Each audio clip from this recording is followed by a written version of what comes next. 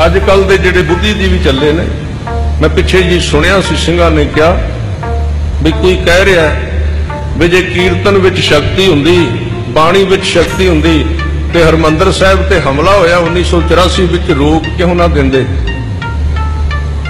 जे बाणी विच शक्ति हुंदी ते गुरु अर्जन देव जी की तवी तत्ती ठंडी क्यों नहीं हो गई? वो कर ही नहीं सन सकते। ध्यान नाल सुनना, मैं इसदा जवाब देना चाहुंदा।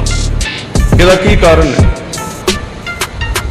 गुरु अर्जन देव चाहण ते तवी नहीं, वो अग नूं भी बर्फ बना सकते हैं।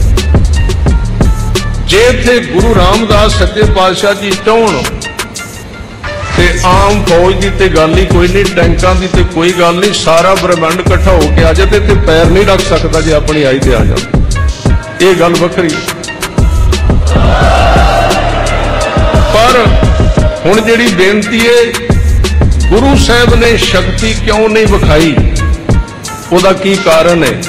ध्यान नाल सुनना। क्योंकि गुरु ग्रंथ साहिब जी दे विच जिहड़े पहला दो भगत आए ने, भगत नामदेव ते भगत कबीर साहब, गिरफ्तार उन्हां नूं भी कीता सी सरकार ने, गिरफ्तार भी कीता और उन्हां नूं तसीहे भी दिते ने ते उन्हां नूं मारन दी कोशिश भी कीती है। पर जदों उन्हां नूं खत्म करन दी, शहीद करन दी कोशिश कीती, उत्थे शक्ति वरती गई। शब्द पढ़ लो तुसीं बाणी दे, गुरु ग्रंथ साहिब दे शब्द आउंदे ने, भगत कबीर जी दा शब्द कि गंगा की लहर मेरी टूटी जंजीर, मेरे किशाला पर बैठे कबीर, शक्ति प्रगट हो गई। कबीर साहब दी रस्सियां टुट गई ने, वो बाहर आ गए।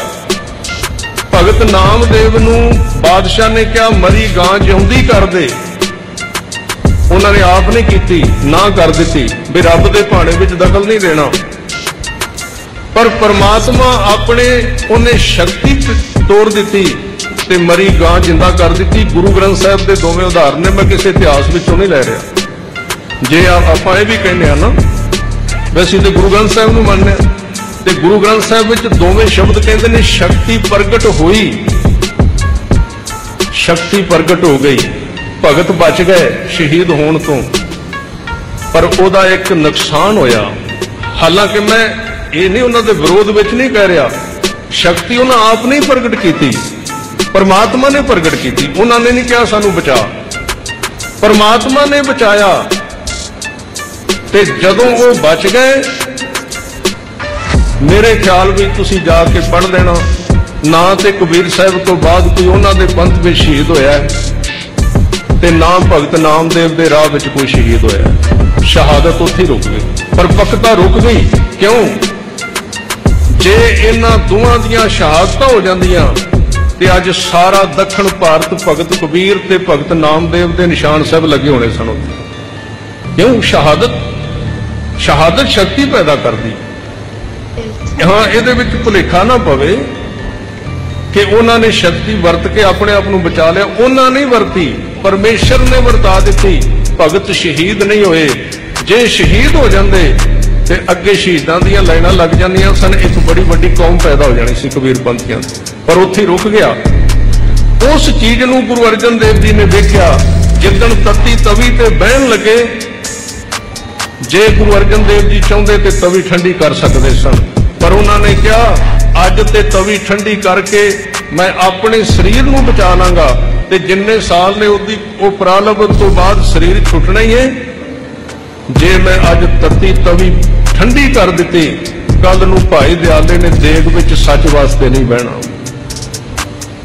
अगे रीत नहीं चलनी। मैं बेनती कर रहा, मत ये भुलेखे विच कोई रहे कि गुरु नानक दे घर विच शक्ति नहीं। इत्थे ते गुरु ग्रंथ साहिब दे वचन कहंदे ने, जे रब कहंदा जे तू एक बारी कह दे मैं जमीन मूधी करके रख देंगा। ये तो बाणी दे शब्द ने, भगत नामदेव नूं कहंदे। पर शक्ति विखाई क्यों नहीं?